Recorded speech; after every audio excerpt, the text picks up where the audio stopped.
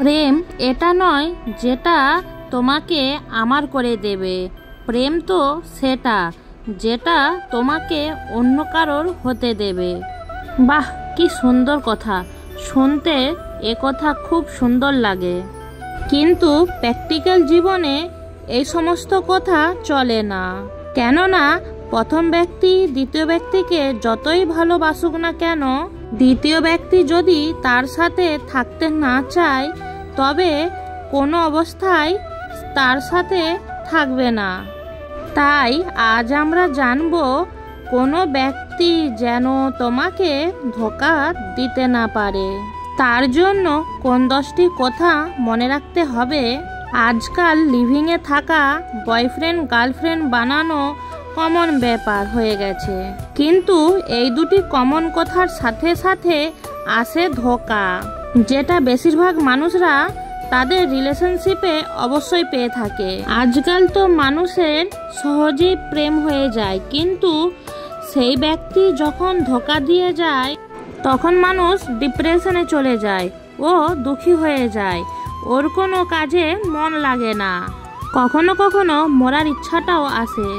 যদি কোনো ব্যক্তি কাউকে বলে আলাদা হওয়ার চেষ্টা করে তবে তখন খুব ভালো কথা, কিন্তু যদি কোনো ব্যক্তি একজনের সঙ্গে থেকে অন্য ব্যক্তির সঙ্গে চক্কর চালায় তবে এটা খুব খারাপ।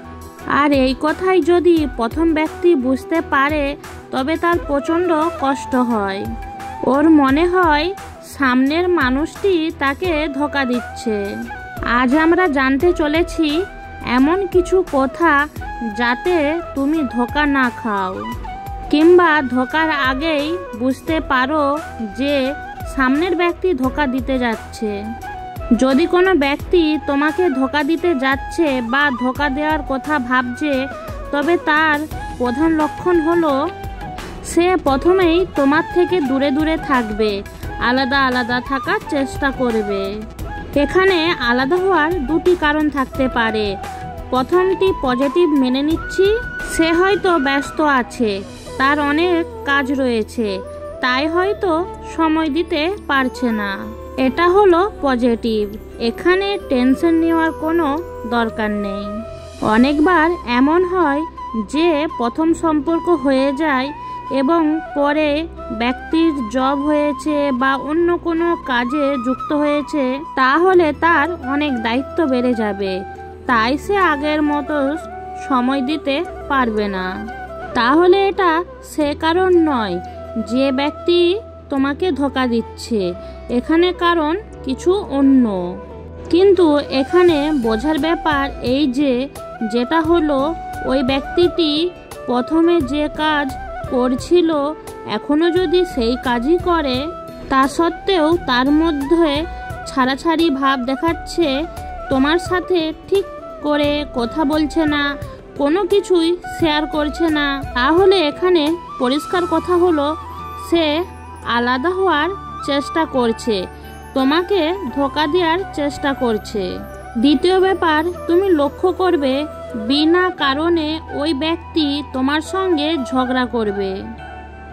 যদি কোনো কারণ থাকে এবং তোমাকে বকাবকি করে তবে এটা চলে, এতে কোনো সমস্যা নেই, কারণ ছোটোখাটো লড়াই সব রিলেশনশিপে চলেই থাকে।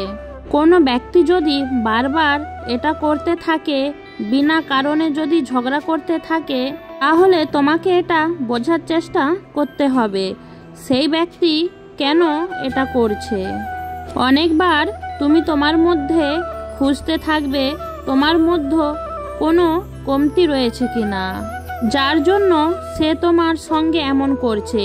তুমি কি ভুল করে ফেলেছো যার জন্য এমন হচ্ছে, তুমি কিছুই বুঝতে পারো না, আর ধীরে ধীরে ডিপ্রেশনে চলে যাও, তুমি দুঃখ চিন্তায় থাকো। আসলে ওই ব্যক্তি তোমার থেকে আলাদা হতে যাচ্ছে, নয়তো তোমাকে ধোঁকা দিতে যাচ্ছে।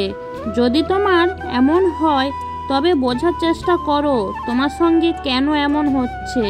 তৃতীয়ত, যদি কোনো ব্যক্তি আলাদা হওয়ার দরকার হয় তবে বারবার সে তোমার দোষ বের করার চেষ্টা করবে, যেখানে তোমার কোনো দোষ থাকবে না। সেখানেও বারবার তোমার দোষ বের করবে এবং তোমার দোষ বের করে তোমাকে ছোট করার চেষ্টা করবে। কিন্তু কোনো ভালো সম্পর্কের সামনে ব্যক্তি দোষগুলো ভালো করে বুঝিয়ে বলবে এবং দোষ থাকলেও বুঝিয়ে সঠিক করার চেষ্টা করবে। কিন্তু মিথ্যা সম্পর্কে সঠিক কাজগুলোকেও ভুল বলে দেখানোর চেষ্টা করবে, আর তুমি বুঝতেই পারবে না তোমার ভুল কোথায়। দোষ তো দেখাবেই, আবার সব দোষের ভাগিদার তোমাকেই বানাবে। ওর দিক থেকে যদি কোনো দোষ হয় তাহলে তা স্বীকার করবে না, কারণ ওর তো তোমার থেকে দূরে যেতে হবে, ওর তো তোমাকে ধোঁকা দিতে হবে।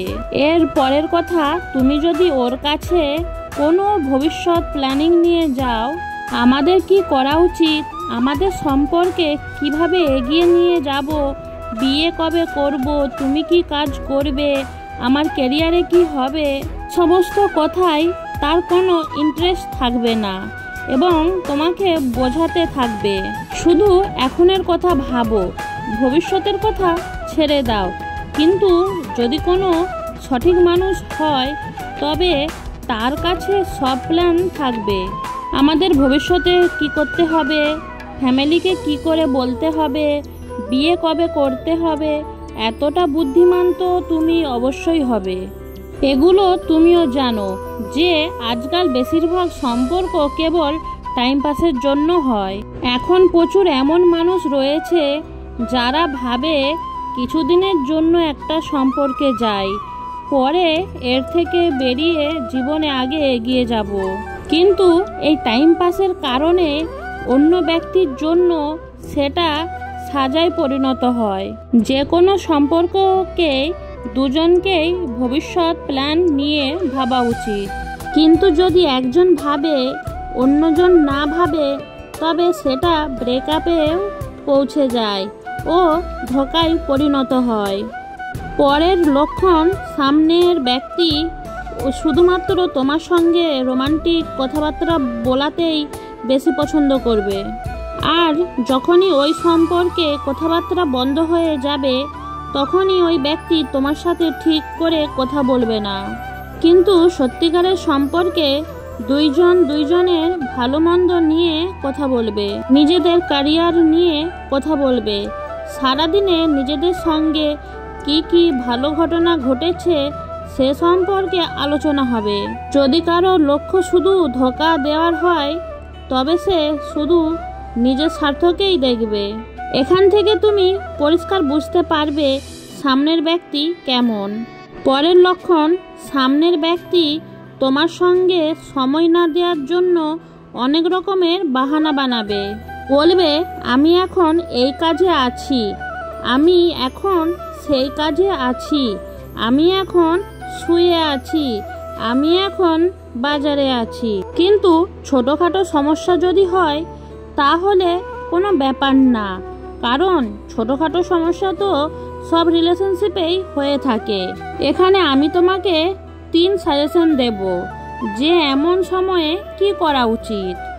যদি তোমার সন্দেহ হয় যে সামনের ব্যক্তি তোমাকে ধোঁকা দিচ্ছে বা তোমার থেকে আলাদা হতে চাচ্ছে, প্রথম কথা মনে রেখো, মানুষ বলে যে সন্দেহ করা ভুল, খুব খারাপ, একদম সত্যি কথা। কিন্তু যখন তোমার মনে হবে সামনের ব্যক্তি ভুল তোমাকে ধোঁকা দিচ্ছে, তখন তোমাকে সেখানে অবশ্যই সন্দেহ করা দরকার। ওই সময় যদি তুমি সন্দেহ না করো তবে তুমি খুব বড় ধোঁকা খেতে পারো। তারপরে তুমি জীবনে অনুশোচনা বোধ করবে। মনে রেখো, একটি টাকার 2টি পিঠ থাকে না। তুমি সবসময় শুধু সন্দেহপাতিক ব্যক্তি হয়ে থাকো যে সর্বদা সন্দেহ করতে থাকে, আর না তুমি এমন হয়ে যাও যে সন্দেহ করাই বন্ধ করে দেয় বা কোনো কিছুতেই সন্দেহ করো না। এই জন্য বহু মানুষ জীবনে বহু ক্ষেত্রেই ধোঁকা খেয়ে যায় এবং পরবর্তীতে আফসোস করতে থাকে। সবসময় মনে রেখো, কিছুটা সন্দেহ অবশ্যই করা উচিত। আরেকটি কথা, তুমি এই লক্ষণ থেকে জানতে পারবে ওই ব্যক্তি যখনই তোমার সাথে থাকবে তখন পুরো সময়টা মোবাইল দেখে কাটিয়ে দিচ্ছে কিনা, বা বারবার ওর লক্ষ্য মোবাইলের দিকে যাচ্ছে কিনা। তখন তুমি অবশ্যই সন্দেহ করতে পারো, কারণ এটা একটা অন্যতম লক্ষণ ধোঁকা দেওয়ার। কিন্তু এখানেও নিশ্চিতভাবে বলা যায় না সে তোমাকে ধোঁকাই দিচ্ছে কিনা। তার কোনো মিটিং থাকতে পারে বা জরুরি কোনো কল আসতে পারে, তাই সে বারবার ফোন ঘাঁটছে। কিন্তু চেক তো করতেই পারো। আর সর্বশেষে আমার বক্তব্য বিবাহিত দম্পতিদের জন্য এবং যারা নতুন রিলেশনশিপে এসেছো তাদের জন্য। অবশ্যই মনে রেখো, যদি তুমি বিবাহিত এবং একজন অন্যজনকে ধোঁকা দিচ্ছে, তবে দুজনকেই এক জায়গায় বসে নিজেদের মধ্যে আলোচনা করা দরকার কোন জিনিস সঠিক আর কোন জিনিস ভুল, একজনের কি মনে হচ্ছে আর অন্যজনের কি মনে হচ্ছে, এবং যত তাড়াতাড়ি সম্ভব মিটিয়ে নেওয়া উচিত।